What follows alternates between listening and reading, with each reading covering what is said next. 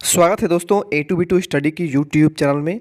दोस्तों आज की ये क्लास में हम फिजिक्स का एक बहुत ही इंपॉर्टेंट चैप्टर जो है उससे कंप्लीट करने वाले हैं, जिसका नाम है पृथ्वी का चुंबकत्व व चुंबकीय पदार्थ, अर्थ मैग्नेटिज्म एंड मैग्नेटिक सबस्टेंस। दोस्तों बहुत ही इंपॉर्टेंट चैप्टर है आपके फिजिक्स का, और आपके फिजिक्स के ज़्यादातर चैप्टर हमने कंप्लीट करा लिए हैं। इसमें 2-3 चैप्टर जो है आपके शेष बचे हुए हैं, जिनको हम समय रहते एग्जाम से पहले आपको कंप्लीट करा देंगे और आपको इसकी रिवीजन क्लास भी स्टार्ट कर दी जाएगी। दोस्तों बता दें कि ये जो क्लास है वो यूपी पॉलिटेक्निक इंट्रेंस एग्जाम के लिए है, और हाँ डी फार्मा यानी ग्रुप E1 और E2 ग्रुप के स्टूडेंट्स के लिए है। दोस्तों अगर आपने इससे पहले की क्लास नहीं देखी है तो उसकी आपको पूरी प्लेलिस्ट अवेलेबल मिल जाएंगी। आप चैनल पर विजिट करें, प्लेलिस्ट के सेक्शन में जाएं, वहाँ पर आपको फिजिक्स, केमिस्ट्री, मैथ, बायोलॉजी सभी सब्जेक्ट्स की प्लेलिस्ट अवेलेबल मिल जाएगी। तो चलिए आज की क्लास को स्टार्ट करते हैं। दोस्तों हमारा पहला जो पॉइंट है वो है चुंबकीय क्षेत्र यानी कि मैग्नेटिक फील्ड। चुंबक के चारों ओर का वह क्षेत्र जिसमें किसी अन्य चुंबक पर बल आरोपित होता है चुंबकीय क्षेत्र कहलाता है। बहुत ही आसान भाषा में समझिए, आप सभी ने चुंबक से तो बहुत खेला होगा, ठीक है। तो अब मान लीजिए आपका कोई एक यहाँ पे चुंबक रखा हुआ है। दोस्तों ये चुंबक जब रखा हुआ है, इसके अगर आप दूर से ही कोई कील या फिर लोहे का कोई सामग्री या फिर चुंबक ही इसके दूर से ही अगर आप लाएं या फिर इसके नज़दीक लाने का प्रयास करें तो ये दूर से ही एक दूसरे को आकर्षित या फिर प्रतिकर्षित करता है। तो यानी कि इस चुंबक जहाँ पर भी चुंबक रखा हुआ है, इसके कुछ दूरी तक चारों तरफ एक चुंबकीय क्षेत्र उत्पन्न हो जाता है। यानी अगर आप इस चुंबक के दूर से ही, चारों तरफ से दूर से ही कोई भी वस्तु को, चाहे वो लोहे का हो या फिर आपका ये चुंबक ही हो, दूसरा कोई चुंबक, तो वो दूर से ही अपनी प्रतिक्रिया दिखाता है या फिर उसे आकर्षित या फिर प्रतिकर्षित करता है। तो यही आपका जो दूर से ही एक आकर्षित या प्रतिकर्षित करता है, तो ये एक क्षेत्र होता है, चुंबकीय क्षेत्र कहलाता है इस चुंबक का। तो यही आपका चुंबकीय क्षेत्र होता है। तो आई थिंक आप बहुत ही अच्छे समझ गए होंगे इस छोटे से एग्जाम्पल के द्वारा। तो ये जो आपका क्षेत्र है ना, ये आपका चुंबकीय क्षेत्र है। इस चुंबकीय क्षेत्र के अंदर जब ये आपका दूसरा चुंबक या फिर लोहा आता है तो ये चुंबक के भांति व्यवहार करता है या फिर आकर्षित करता है या फिर प्रतिकर्षित करता है। तो यही आपका चुंबकीय क्षेत्र हुआ, ये आपका चुंबकीय क्षेत्र हुआ। इसके बाद हमारा जो दूसरा टॉपिक है वो है चुंबकीय बल रेखाएं। तो दोस्तों चुंबकीय बल रेखाएं क्या है? तो वही जो मैंने आपको बताया कि चुंबकीय बल रेखाएं चुंबकीय क्षेत्र में खींची गई वे काल्पनिक रेखाएं हैं जो चुंबकीय क्षेत्र की दिशा का अविरत प्रदर्शन करती हैं। चुंबकीय बल रेखाओं के किसी बिंदु पर खींची गई स्पर्श रेखा उस बिंदु पर चुंबकीय क्षेत्र की दिशा को प्रदर्शित करती है। जो मैंने आपको पहले ही बता रखा है कि जो जो आपका चुंबकीय क्षेत्र उत्पन्न होता है ना, तो ये रेखा जो होती है हम एक काल्पनिक रूप से मानते हैं, जो कि इसके अंदर कोई भी अगर आप मेटर ले जाते हैं तो वो आपको आकर्षित या फिर प्रतिकर्षित करता है। दोस्तों चुंबकीय बल रेखाओं के गुण क्या होते हैं, आइए हम जान लेते हैं। चुंबकीय बल रेखाएं बंद वक्र होती हैं। ये रेखाएं एक बंद वक्र होती हैं, यानी कि ये एक निश्चित क्षेत्र तक फैली होती हैं, जिसके अंतर्गत आप अगर कोई भी मेटल को लाते हैं तो वो अपना इफेक्ट उस पर प्रदर्शित करती हैं। जैसे में चुंबक कर अगर आप इस क्षेत्र में कोई भी अगर मेटल लाते हैं तो वो आपको उस पर इफेक्ट अपना दिखाती है। तो ये एक निश्चित दूरी होती है, निश्चित वक्र होती है, ठीक है। यही इसको बताया हुआ है पहले वाले पॉइंट में। दूसरा पॉइंट आपका है दो चुंबकीय बल रेखाएं एक दूसरे को कभी नहीं काटती हैं। दोस्तों अगर आपका चुंबक है, इसमें बल रेखाएं ऐसे ऐसे आपकी फैली हुई हैं चुंबकीय क्षेत्र ना, तो ये कभी एक दूसरे को ऐसे काटती नहीं हैं, कभी दो रेखाएं आप काटती नहीं हैं, ये आपके लंबवत होती हैं, ठीक है। दूसरा ये रहा। तीसरा है कि एक समान चुंबकीय क्षेत्र में चुंबकीय बल रेखाएं समांतर होती हैं। अगर चुंबकीय क्षेत्र एक समान क्षेत्र में है, चुंबकीय बल रेखाएं जो होती हैं वो समांतर होती हैं। चौथा पॉइंट आपका है चुंबकीय बल रेखाएं उत्तरी ध्रुव से निकलकर दक्षिणी ध्रुव में प्रवेश करती हैं। ये आपका बहुत ही मोस्ट इंपॉर्टेंट पॉइंट है। इससे आपके ऑब्जेक्टिव क्वेश्चन 100% बनते हैं एग्जाम में, और पिछले क्वेश्चन पेपर में बने भी हैं। चुंबकीय बल रेखाएं कैसे चलती हैं? चुंबकीय बल रेखाएं आपके उत्तर ध्रुव से दक्षिण की ओर चलती हैं। दोस्तों इसको नोट कर लीजिएगा, काफ़ी इंपॉर्टेंट है। नेक्स्ट है शक्तिशाली चुंबकीय क्षेत्र में चुंबकीय बल रेखाएं पास पास होती हैं। शक्तिशाली चुंबकीय क्षेत्र में यानी आपका चुंबकीय क्षेत्र जो है बहुत ही अधिक पावरफुल है, तो उसकी जो चुंबकीय क्षेत्र की बल रेखाएं होंगी ना वो पास पास होती हैं। इसका मतलब क्या हुआ, आपका ये चुंबक है, इस पर आपके चुंबकीय क्षेत्र जो है यहाँ पर ऐसे ऐसे हैं, पर ये अगर आपका प्रबल हुआ यानी बहुत ही मजबूत हुआ, ठीक है, प्रबल हुआ, तो ये रेखाएं जो होंगी वो इस सटी हुई नहीं होंगी बल्कि बहुत नज़दीक होंगी, इस प्रकार, ठीक है। तो आई थिंक आप बहुत ही बेटर समझ गए होंगे इसको। नेक्स्ट टॉपिक है आपका चुंबकत्व यानी कि मैग्नेटिज्म। किसी धारावाही लूप पर चुंबकीय क्षेत्र में लगने वाला बल युग्म बल आघूर्ण कहलाता है और इसे निम्न सूत्र से ज्ञात करते हैं। Tau equal to I A B sine theta, most important formula है आपके इस चैप्टर का। और आगे हम इस पे न्यूमेरिकल क्वेश्चन को करने वाले हैं। ये आपका टाउ है और tau equal to I A B sine theta. ए आपका जो है वो क्षेत्रफल है, आई आपकी धारा है और बी आपका चुंबकीय क्षेत्र है। और थीटा क्या है, तो थीटा जो है आपका दोनों के क्षेत्र और चुंबकीय क्षेत्र और उसके आपका एरिया जो है एकांक क्षेत्रफल उससे बनने वाला कोण को दर्शाता है, जिसको थीटा साइन थीटा से डिनोट करते हैं। तो यहाँ पे आप समझ गए होंगे। दोस्तों एक चीज़ ध्यान देंगे, अगर आपके लूप में एन फेरे हैं ना, तो आपका एन क्या होगा, इसमें मल्टीप्लाई हो जाएगा। ठीक है, जैसा कि आप नीचे वाले सूत्र में देख सकते हैं। इसके बाद दंड चुंबक पर लगने वाले बल युग्म का आघूर्ण क्या होता है। दोस्तों अगर आपका कोई दंड चुंबक है, कुछ इस प्रकार दंड चुंबक है, तो इस पर लगने वाला बल युग्म आघूर्ण जो होगा, जैसे कि टाउ से डिनोट करते हैं, tau equal to M B sine theta वहाँ पे हो जाएगा। क्या हो जाएगा, एम बी साइन थीटा। जहाँ पर एम जो है वो आपका क्या है, चुंबकीय की प्रबलता व 2L चुंबक की प्रभावी लंबाई। एम जो है वो चुंबकीय द्विध्रुव आघूर्ण है। एम क्या है, चुंबकीय द्विध्रुव आघूर्ण होगा। और M equal to M into 2L भी आप लिख सकते हैं आपके क्वेश्चन के according. M equal to M into 2L। ठीक है, स्मॉल एम क्या है, तो स्मॉल एम आपका चुंबक की ध्रुव प्रबलता है, यानी आपका चुंबक जो है वो कितना प्रबल है उसको हम स्मॉल एम से डिनोट करते हैं। 2L क्या है, चुंबक की प्रभावी लंबाई है। दोस्तों मैं आपको जितने भी फार्मूले बता रहा हूँ उस फार्मूले को आप नोट करते चलिएगा, क्योंकि बहुत ही आपको आगे काम देगा। किसी चुंबकीय द्विध्रुव आघूर्ण को चुंबकीय क्षेत्र में थीटा कोण से घुमाने पर किया गया जो कार्य होगा, कार्य को हम जानते हैं कि डब्ल्यू से नोट करते हैं। आपका W equal to M B minus 1/1 minus cos theta हो जाएगा। W equal to M B 1 minus cos theta. ठीक है, तो ये किसके लिए यूज होगा, किसी चुंबकीय द्विध्रुव को चुंबकीय क्षेत्र में थीटा कोण घुमाने में किया गया कार्य। वहीं चुंबकीय क्षेत्र में किसी रखे गए वस्तु की चुंबकीय द्विध्रुव की स्थितिज ऊर्जा क्या होगी, तो U equal to M B cos theta हो जाएगा। दोस्तों ध्यान दीजिएगा, यहाँ पे आपका कॉस थीटा हो जाएगा, U equal to minus M B cos theta.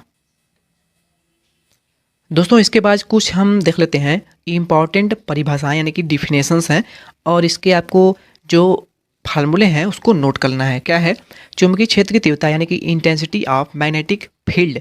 चुंबकीय क्षेत्र में किसी बिंदु पर क्षेत्र की तीव्रता H उस बिंदु पर रखे गए एकांक उत्तरी ध्रुव द्वारा अनुभूत बल द्वारा परिभाषित की जाती है। एम के पद्धति में H का मात्रक एम्पियर पर मीटर होता है।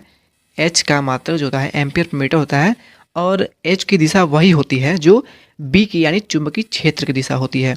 इनके बीच का संबंध क्या होता है, क्या देखिए, इनके बीच संबंध होता है B equal to mu into H का। म्यू क्या है, तो मैंने आपको बहुत बार बताया है पिछली वीडियो में भी। म्यू आपका चुंबकशीलता है। वहीं अगर आपको एप्सिलॉन नॉट पूछ ले तो ये आपकी विद्युतशीलता है। दोस्तों मैंने ये आपको बार बार बताया है कि एप्सिलॉन 0 आपकी जो है वो विद्युतशीलता है और म्यू आपकी चुंबकशीलता है, क्योंकि इससे आपको 100% क्वेश्चन एक देखने को मिलेगा, इसलिए मैं आपको ये बहुत बार बताते आ रहा हूँ। अगला आपका है चुंबकन की तीव्रता। चुंबकन की तीव्रता यानी कि इंटेंसिटी ऑफ मैग्नेटाइजेशन।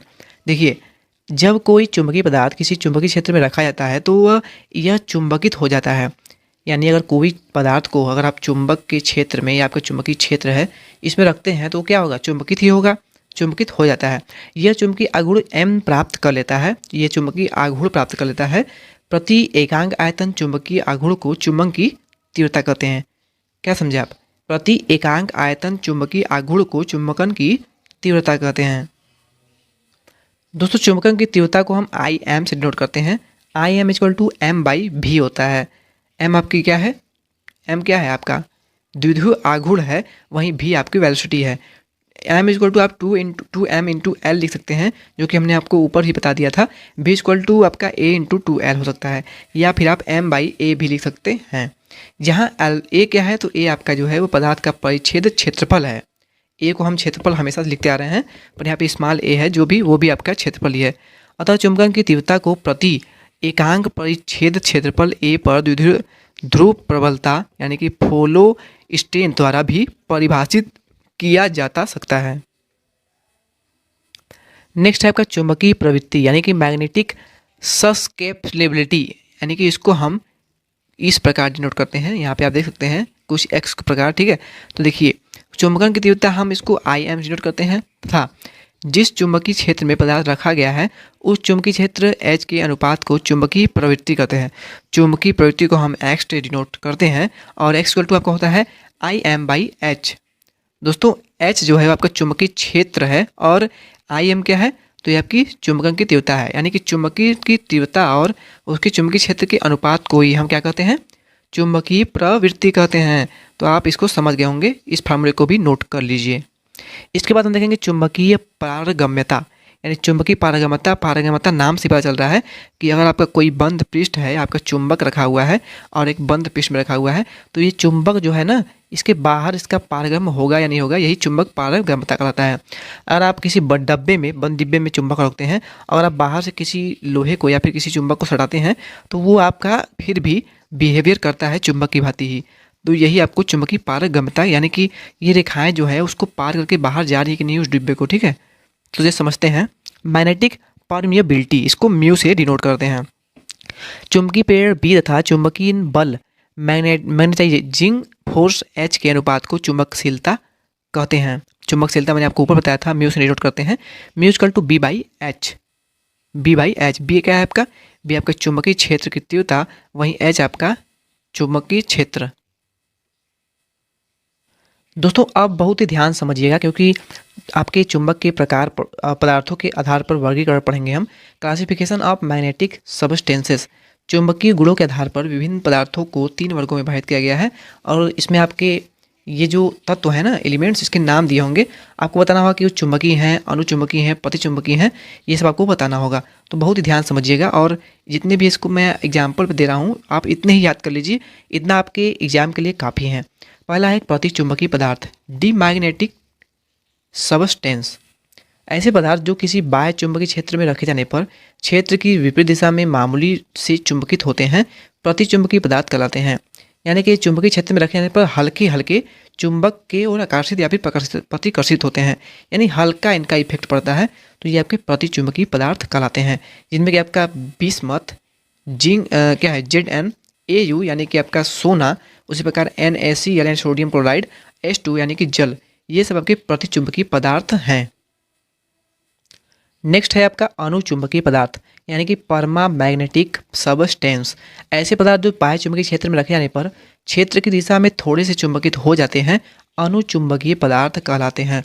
दोस्तों ये पदार्थ क्या होते हैं, ये चुंबकीय क्षेत्र में क्या होते हैं, ये तो मामूली चुंबकित होते हैं, पर ये जो होते हैं ये आपके चुंबकित हो जाते हैं, थोड़े से उससे अधिक होते हैं, तो ये अनुचुंबकीय पदार्थ कहलाते हैं। इसमें कौन कौन से आएंगे, इसमें आपके एल्यूमिनियम, सोडियम, प्लेटिनम, मैग्नीज, और इसके साथ साथ CuCl2 यानी कि कॉपर क्लोराइड हो जाएगा आपका, और इसके साथ साथ ऑक्सीजन भी आपका इसके आ जाएगा अनुचुंबकीय पदार्थ की श्रेणी में। दोस्तों तीसरा जो प्रकार आपका है वो है लौह चुंबकीय पदार्थ। जैसा कि आप नाम से ही पता लगा सकते हैं, लौह चुंबकीय यानी फेरोमैग्नेटिक सब्सटेंसेस, ऐसे पदार्थ जो बाह्य चुंबकीय क्षेत्र में रखे जाने पर क्षेत्र की दिशा में प्रबलतम रूप से चुंबकित होते हैं, लौह चुंबकीय पदार्थ कहलाते हैं। दोस्तों आप जानते होंगे जो चुंबक होता है, ये लोहे के जो वस्तु समान होते हैं उनको बहुत ही अधिक प्रेशर से, बहुत ही अधिक आकर्षण बल से या प्रतिकर्षण बल से आकर्षित या फिर प्रतिकर्षित करता है। तो यहाँ पर लौह चुंबकीय पदार्थ जो होते हैं वो आपके प्रतिचुंबकीय अनुचुंबकीय की अपेक्षा में सबसे अधिक जो होते हैं ये प्रबल होते हैं, तो ये आपके क्या होते हैं, लौह चुंबकीय पदार्थ कहलाते हैं। इनमें आपके फेरियम यानी कि आयरन, लोहा ही हो गया आपका, ठीक है, उसी प्रकार निकिल, कोबाल्ट और आपका फेरस ऑक्साइड, ये आपके क्या होंगे, लौह चुंबकीय पदार्थ होंगे। तो आई थिंक बहुत ही अच्छे से आपको समझ में आ गया होगा। अगर आपको समझ में आ गया है दोस्तों तो हमें कमेंट बॉक्स में 100% बताइए, ताकि हमें पता चले कि हम आपको बता रहे हैं तो आपको समझ में आ रहा है कि नहीं आ रहा है। दोस्तों इसके बाद हम देखेंगे क्यूरी ताप यानी कि क्यूरी टेम्परेचर, काफ़ी इंपॉर्टेंट है। क्यूरी ताप क्या है, तो देखिए क्यूरी ताप वह ताप है जिस ताप पर लौह चुंबकीय पदार्थ अनुचुंबकीय पदार्थों में बदल जाते हैं। मोस्ट इंपॉर्टेंट समझिए। देखिए आपको क्वेश्चन क्या बनेगा, ऐसा कौन सा ताप है जिस पर लौह चुंबकीय पदार्थ अनुचुंबकीय पदार्थों में बदल जाता है, बताइए। आपको 4 ऑप्शन भी दे देंगे, क्यूरी ताप या फिर बहुत सारे ताप आपको दे देंगे अलग अलग, ठीक है। तो देखिए लोहे का क्यूरी ताप जो होता है वो 770 डिग्री सेंटीग्रेड होता है, और वह निकिल का क्यूरी ताप क्या होता है, 358 डिग्री सेंटीग्रेड होता है। दोस्तों ये आपके जो पॉइंट है ना काफ़ी इंपॉर्टेंट है। क्या है, इंपॉर्टेंट है, यही सब हम पढ़ रहे हैं इसमें है। लोहे का यानी कि फेरियम जिसे बोलते हैं, इसका क्यूरी ताप कितना होता है, 770 डिग्री सेंटीग्रेड, और वहीं आपका निकिल जो होता है इसका क्यूरी ताप क्या होता है, 358। क्वेश्चन कैसे बनेगा, क्वेश्चन बनेगा आयरन का क्यूबिक ताप कितना होता है, 4 ऑप्शन दे देंगे, इसमें आपके ये दोनों भी शामिल होंगे। उसी प्रकार निकेल का क्यूबिक ताप क्या होता है ये भी आपको पूछेगा। तो इसके आप स्क्रीनशॉट भी ले सकते हैं या फिर इसे आप नोट भी कर सकते हैं। तो दोस्तों इस क्वेश्चन को आप निश्चित रूप से नोट कर लीजिएगा और रिवाइज भी कर लीजिएगा। दोस्तों अब देखेंगे पृथ्वी के चुंबकीय क्षेत्र के अवयव यानी elements of earth magnetic field. पहला है आपका भौगोलिक यामोत्तर क्या है यानी जियोग्राफिकल मेरिडियन क्या है। पृथ्वी के घूर्णन अक्ष से गुजरने वाली सरल रेखा को भौगोलिक यामोत्तर कहते हैं। पृथ्वी के घूर्णन अक्ष से गुजरने वाली किस रेखा को, सरल रेखा को। इसके साथ साथ आपका चुंबकीय यामोत्तर क्या है, मैग्नेटिक मेरिडियन। पृथ्वी के चुंबकीय ध्रुवों को मिलाने वाली रेखा को चुंबकीय यामोत्तर कहते हैं। पृथ्वी के चुंबकीय ध्रुवों को यानी कि एन और एस, नॉर्थ एंड साउथ को मिलाने वाली जो रेखा होती है उसको चुंबकीय यामोत्तर कहते हैं। इसके बाद है आपका द्विपात कोण यानी एंगल ऑफ डिक्लिएशन।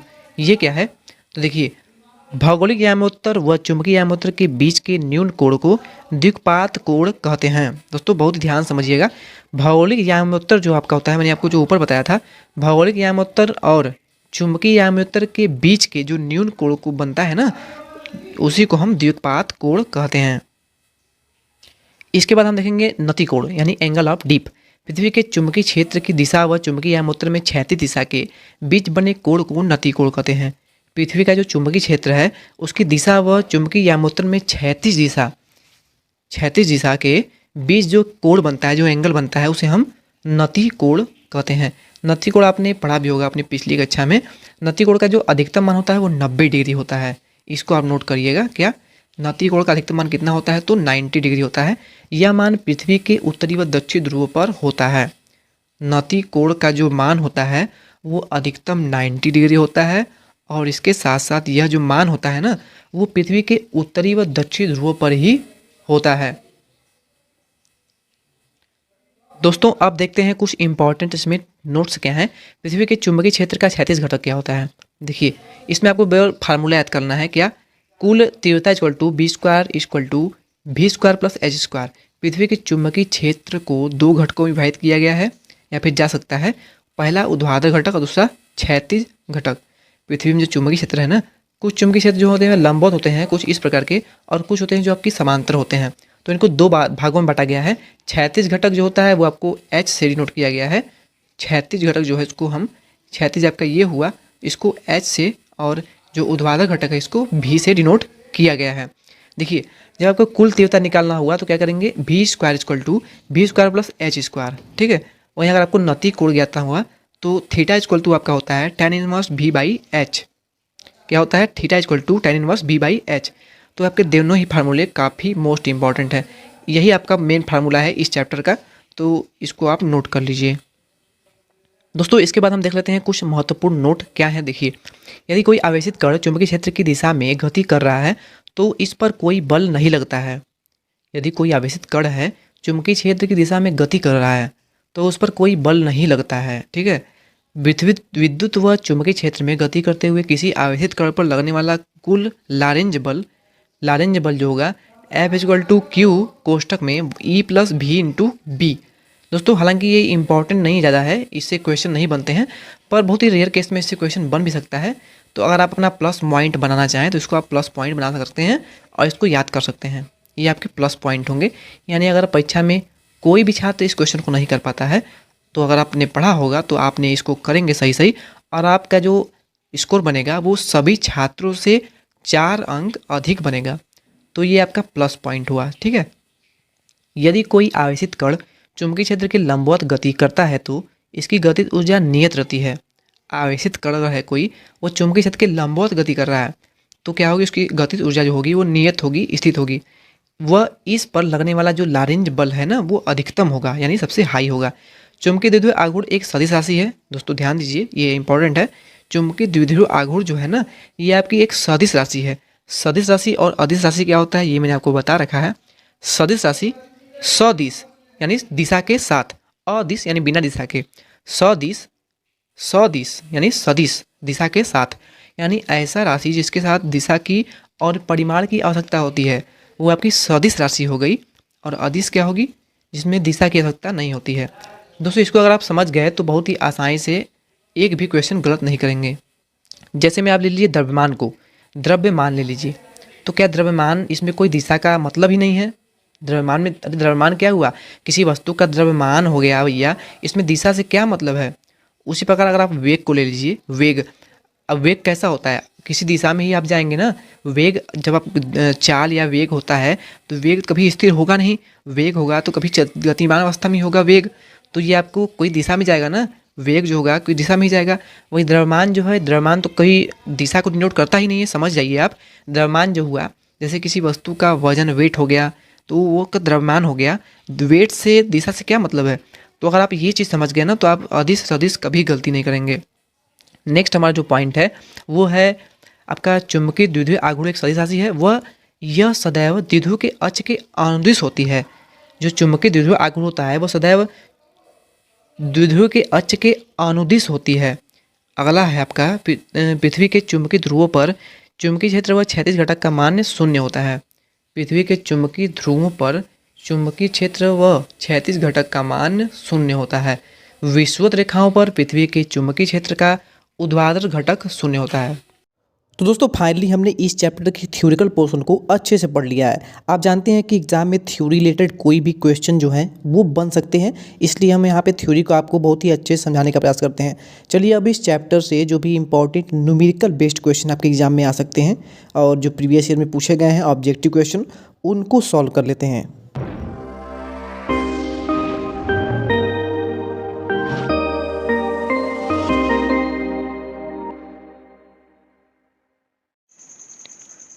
दोस्तों पहला प्रश्न है हमारा, पृथ्वी के चुंबकीय उत्तरी ध्रुव पर स्वतंत्रतापूर्वक लटकाई गई चुंबकीय सुई कैसी रहती है। दोस्तों आप सभी जानते हैं कि जो चुंबकीय सुई होती है वो सदैव उत्तर और दक्षिण दिशा में ही रुकती है, पर यहाँ पे पूछा गया है पृथ्वी के चुंबकीय उत्तरी ध्रुव पर स्वतंत्रतापूर्वक लटकाई गई चुंबकीय सुई कैसी रहती है या फिर कैसा व्यवहार करती है। तो दोस्तों ध्यान दीजिएगा, वो सदैव ऊर्ध्वाधर रहती है। ऑप्शन नंबर ए यहाँ पे हमारा करेक्ट आंसर हो जाएगा। दोस्तों ऊर्ध्वाधर का मतलब आप समझते होंगे, ऊर्ध्वाधर यानी कि खड़े खड़े, वहीं क्षैतिज जो होता है वो आपका समतल में आ जाता है। तो आई थिंक ये आप जानते होंगे। तो चलते हैं नेक्स्ट क्वेश्चन पे। नेक्स्ट क्वेश्चन है, जब एक कुंडली को एक समान चुंबकीय क्षेत्र में घुमाया जाता है तो क्या होता है। दोस्तों जब किसी भी कुंडली को किसी परिबद्ध एक चुंबकीय क्षेत्र में घुमाया जाता है, चुंबकीय क्षेत्र के बारे में मैंने आपको बताया था बहुत ही अच्छे से। तो देखिए, जब भी हम किसी कुंडली को, मान लीजिए ये आपका कोई चुंबकीय क्षेत्र है और इसमें हम एक कुंडली को घुमा रहे हैं, तो इसमें क्या होगा, ये क्या होगा, ये इसमें ईएमएफ उत्पन्न होगा। ईएमएफ यानी कि विद्युत वाहक बल, इलेक्ट्रोमोटिव फोर्स उत्पन्न होगा। तो ये आप जानते होंगे। तो दोस्तों यहाँ पे अगर ऑप्शन देखें तो ऑप्शन नंबर ए जो है, यानी कि एक परिवर्ती आवृत्ति का प्रत्यावर्ती विद्युत वाहक बल यानी कि ईएमएफ, ऑप्शन नंबर ए यहाँ पे हमारा करेक्ट हो जाएगा। दोस्तों आपको बता दें कि ये फैराडे का पहला रूल ही है कि जब किसी परिबद्ध चुंबकीय क्षेत्र में किसी कुंडली को घुमाया जाता है तो उसमें इलेक्ट्रोमोटिव फोर्स यानी ईएमएफ उत्पन्न हो जाता है। ऑप्शन नंबर ए यहाँ पे हमारा करेक्ट होगा। नेक्स्ट क्वेश्चन क्या है, नेक्स्ट है, किसी चुंबक व पृथ्वी के संयुक्त क्षेत्र में शून्य बिंदु यानी नल पॉइंट चुंबक के अक्ष पर प्राप्त होते हैं। चुंबक को रखा गया है, कहाँ रखा गया है, तो दोस्तों चुंबक को चुंबकीय यामोत्तर के लंबवत तथा उत्तरी ध्रुव उत्तर की ओर रखा गया है। तो यहाँ पे ऑप्शन नंबर ए जो है वो हमारा करेक्ट हो जाएगा। नेक्स्ट क्वेश्चन देख लेते हैं। नेक्स्ट क्वेश्चन है, किसी चुंबकीय क्षेत्र के क्षैतिज घटक की तीव्रता का मान लगभग कितना होता है। तो दोस्तों याद कर लीजिए इसको, बहुत ही मोस्ट इंपॉर्टेंट क्वेश्चन है। किसी भी चुंबकीय क्षेत्र के क्षैतिज घटक की तीव्रता का मान लगभग में 0.34 ग्राम होता है। ऑप्शन नंबर बी यहाँ पे हमारा करेक्ट आंसर होगा। नेक्स्ट क्वेश्चन है, किसी दंड चुंबक के भीतर चुंबकीय बल रेखाएं प्रवाहित होती हैं। दोस्तों ये जो क्वेश्चन है ये आपका मोस्ट इम्पॉर्टेंट क्वेश्चन है, समझिएगा इसको। क्या समझना है इसमें, देखिए किसी दंड चुंबक है, मान लीजिए आपका कोई एक दंड चुंबक है, तो इसमें पूछा हुआ है चुंबकीय बल रेखाएं इसके भीतर। दोस्तों ध्यान दीजिएगा, ये भीतर में यहाँ पे हाईलाइट कर रखा है। भीतर अगर जब आपको पूछे कि ये जो दंड चुंबक है इसके भीतर चुंबकीय बल रेखाएं कैसे चलेंगी, तो वो सदैव दक्षिण से उत्तर की ओर चलेंगी। पर दोस्तों यहीं पे अगर आपको क्वेश्चन पूछ लेता, भीतर की जगह बाहर पूछ लेता, तो वहाँ पे उत्तर से दक्षिण की ओर चुंबकीय बल रेखाएं चलती हैं। तो आई थिंक आप समझ गए होंगे। ये काफ़ी बार पूछा जाता है कि भीतर और बाहर में आपको कन्फ्यूज बिल्कुल नहीं होना है। आपको जब भीतर पूछता है तो वो दक्षिण से उत्तर की ओर चलेगी, पर अगर आपको बाहर पूछता है चुंबकीय बल रेखाएँ कैसे चलेंगी, तो बाहर वो उत्तर से दक्षिण की ओर यानी कि नॉर्थ टू साउथ चलती हैं।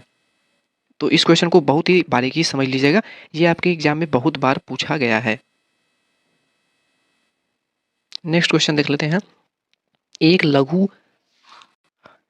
लघु दंड चुंबक से d दूरी पर अनुदैर्ध्य एवं अनुप्रस्थ स्थितियों में चुंबकीय क्षेत्रों में अनुपात क्या होगा? दोस्तों मोस्ट इंपॉर्टेंट क्वेश्चन है। मैंने पिछली वीडियो में आपको एक फार्मूला बताया था। फार्मूला क्या था? अनुदैर्ध्य के लिए मान लीजिए हम अनुदैर्ध्य को अगर b से मानते हैं तो b equal to mu zero by 4 pi into 2m/d³। ये आपका अनुदैर्ध्य क्या हो गया। और अगर अनुप्रस्थ को हम मान लें, मान लीजिए अनुप्रस्थ को हम भी मान लेते हैं, ठीक है। तो अगर हम अनुप्रस्थ को भी मान लें तो भी इक्वल टू आपका हो जाएगा mu zero by 4 pi into, यहाँ पे आपका उल्टा हो जाएगा, क्या हो जाएगा, m/a³। ठीक है, m/a³ हो जाएगा। दोस्तों जब आप b और v का तुलना करेंगे तो क्या होगा, जब आप b और v का तुलना करेंगे, क्योंकि क्वेश्चन में क्या दिया था, एक लघु दंड चुंबक से d दूरी पर अनुदैर्ध्य एवं अनुप्रस्थ स्थितियों में चुंबकीय क्षेत्रों में अनुपात क्या होगा। तो दोस्तों जब आप अनुदैर्ध्य यानी b का और अनुप्रस्थ यानी v का अनुपात निकालेंगे तो आपके दोनों के दोनों जो मान हैं, दोनों को अगर आप मान देखेंगे तो दोनों का मान बराबर है। पर यहाँ पे अंतर क्या है, अंतर ये है कि दोनों में कॉमन चीज़ क्या है इसमें, कि आपके सब के सब जो है कॉमन है, पर यहाँ पे क्या है, यहाँ पे आपका 2 जो है वो अलग है। तो यहाँ पे ऊपर आपका 2 बच जाएगा और नीचे आपका 1 शेष बच जाएगा। यानी अगर आप अनुपात इसका निकालेंगे तो 2/1 आ जाएगा। आई थिंक आप समझ गए होंगे, यहाँ पे 2/1 इसका अनुपात आ जाएगा। ऑप्शन नंबर सी हमारा करेक्ट होगा। नेक्स्ट क्वेश्चन है, नमन कोण का मान 90 डिग्री है, कब होता है? जो नमन कोण है इसका मान 90 डिग्री कब होता है? तो दोस्तों नमन कोण का मान 90 डिग्री केवल ध्रुवों पर होता है। यहाँ पे ऑप्शन नंबर ए हमारा बिल्कुल इसका करेक्ट आंसर हो जाएगा। नेक्स्ट है, जिस स्थान पर पृथ्वी के चुंबकीय क्षेत्र का ऊर्ध्व घटक 0 है वहाँ पर नति कोण क्या होगा? तो जिस भी स्थान पर पृथ्वी का जो चुंबकीय क्षेत्र का ऊर्ध्व घटक यानी जो लंबवत घटक होता है, जिसे कि हम BS से नोट करते हैं, वहाँ पर नति कोण का मान जो होगा वो 0 होगा। दोस्तों अगर आप हमारी थ्योरी वाली वीडियो को देख लेते हैं तो आपको ये सब क्वेश्चन बहुत ही अच्छे से समझ में आएंगे। चलते हैं नेक्स्ट क्वेश्चन पे। नेक्स्ट क्वेश्चन है, यदि एक चुंबकीय पदार्थ चुंबकीय क्षेत्र के तीव्र भाग से क्षीण भाग की ओर जाता है तो यह होता है। दोस्तों जब किसी भी एक चुंबकीय पदार्थ है उसका चुंबकीय क्षेत्र के तीव्र भाग से क्षीण भाग की ओर जाता है तो ये प्रति चुंबकीय होता है। ऑप्शन नंबर ए यहाँ पे हमारा करेक्ट होगा। नेक्स्ट क्वेश्चन है, किसी चुंबक को गर्म करने पर क्या इफेक्ट पड़ेगा? तो अगर आप किसी भी चुंबक को गर्म करते हैं, दोस्तों चुंबक को गर्म कर कर ही आप उसके जो गुण होते हैं उसको दूर कर सकते हैं। यानी जो उसके अंदर आकर्षण या फिर प्रतिकर्षण का गुण होता है उसको दूर करने के लिए आप केवल गर्म करके ही इस गुण को दूर कर सकते हैं। चुंबक के अगर गुण को दूर करना है, यानी वो उसमें जो चुंबकत्व का गुण होता है उसको ख़त्म करना है या फिर कम करना है, तो अगर आप चुंबक को गर्म कर देते हैं तो उसको उसका जो गुण होगा वो खत्म हो जाएगा। ठीक है, तो बहुत ही इंपॉर्टेंट क्वेश्चन ये भी है। चलते हैं नेक्स्ट क्वेश्चन पे।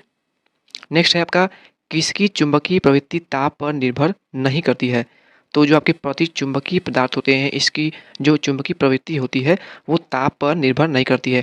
यानी जो प्रतिचुंबकीय पदार्थ होते हैं अगर आप इसको गर्म भी कर दें तो इसकी चुंबकीय प्रवृत्ति जो होती है, इसके जो चुंबकीय गुण होते हैं वो समाप्त नहीं होते हैं। तो ये एक अपवाद भी है। तो ऑप्शन नंबर ए हमारा यानी प्रतिचुंबकीय, ये ऑप्शन नंबर ए हमारा करेक्ट होगा। यानी इसको आप अगर गर्म ही करेंगे तो इसकी चुंबकीय गुण जो है वो बने के बने रहेंगे। दोस्तों हमारा आज का आखिरी प्रश्न है ये, किसी स्थान पर पृथ्वी के चुंबकीय क्षेत्र का क्षैतिज घटक जो है वो 0.35 × 10⁻⁴ टेस्ला है। यदि नति कोण का मान 60 डिग्री है, यहाँ पे नति कोण जो है वो 60 डिग्री है, तब पृथ्वी के क्षेत्र का ऊर्ध्वाधर घटक लगभग क्या होगा? आपको क्या ज्ञात करना है? ऊर्ध्वाधर घटक। ठीक है, तो एक फार्मूला मैंने आपको बताया था पिछली वीडियो में, क्या बताया था? tan theta equal to BV/BH, यानी आपका क्षैतिज घटक बाई ऊर्ध्वाधर घटक। तो इसी पे हम इसको सॉल्व करने वाले हैं। आपको ज्ञात करना है, आपको BV ज्ञात करना है, यानी ऊर्ध्वाधर घटक आपको ज्ञात करना है। तो यहाँ पे BV इक्वल टू आपका हो जाएगा, क्या हो जाएगा? BV equal to tan theta into B H, इतना तो हो ही जाएगा, इतना आपको क्लियर हो गया होगा। तो इसी पे हम इसको सॉल्व करने वाले हैं। तो चलिए हम सॉल्व करते हैं, इसको हम डिलीट कर लेते हैं यहाँ से। हैं देखिए, हमको ज्ञात करना है बी भी, तो आपका बी भी इक्वल टू हो जाएगा tan थीटा, tan 60 डिग्री है, तो tan 60 डिग्री का मान कितना होता है? tan 60 डिग्री का मान होता है, क्या होता है? √3 होता है। क्या होता है? √3 होता है। दोस्तों √3 इंटू आपका हो जाएगा बी एच का मान। तो बी एच का मान कितना है? 0.35 इंटू 10⁻⁻4। तो इतना आपको क्लियर हो गया होगा कि ये कितना, ऐसे मैंने कितना किया, कैसे किया।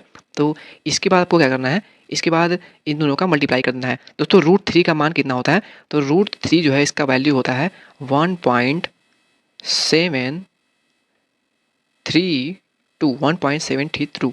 तो 1.732 में आपका 0.35 इंटू 10⁻⁻4 का मल्टीप्लाई कर देना है, आपका करेक्ट आंसर आ जाएगा। दोस्तों इसको आप सॉल्व करिएगा और हमें इसका आंसर जो है वो आप हमें कमेंट बॉक्स में बताइए कि आपका आंसर आया कि नहीं आया। इसका जो करेक्ट आंसर आएगा वो मैं आपको बता देता हूँ, ताकि आप अपना आंसर मिला भी लें। तो इसका जो करेक्ट आंसर आएगा सॉल्व करने पर, वो आएगा आपका 0.60 into 10⁻⁻4 Tesla. Option number D हमारे यहाँ पे करेक्ट आंसर आएगा। तो दोस्तों ये था हमारी आज की इस वीडियो का आखिरी प्रश्न। अगर आपको वीडियो अच्छी लगी हो, अगर आपको क्वेश्चन समझ में आए हो, तो प्लीज़ हमें कमेंट बॉक्स में अवश्य बताएं। हमें कमेंट बॉक्स में कमेंट करके बताएं कि हमें क्वेश्चन समझ में आया, और अगर वीडियो अच्छी लगी हो तो वीडियो को लाइक अवश्य कर दें। कोई भी डाउट है तो आप हमें कमेंट बॉक्स में कमेंट करके पूछ सकते हैं, हम आपको उसका रिप्लाई देने का पूरा प्रयास करेंगे। तो दोस्तों मिलते हैं नेक्स्ट वीडियो में नेक्स्ट चैप्टर के साथ।